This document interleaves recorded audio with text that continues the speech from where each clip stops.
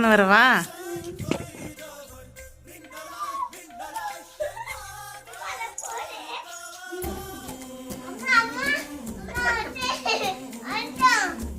என்னது? என்னைய உனக்கு ரொம்ப பிடிக்குமா? ஏன், எதுக்குனால?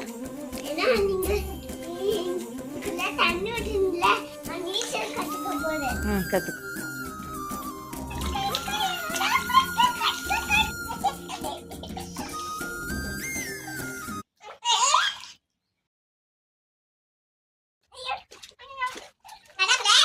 இப்பதான் நீச்சல் கரெக்டாக அடிக்கணும். இங்கே வாடா, அம்மா மடியில் படுத்துக்கலாம். அதான்டா.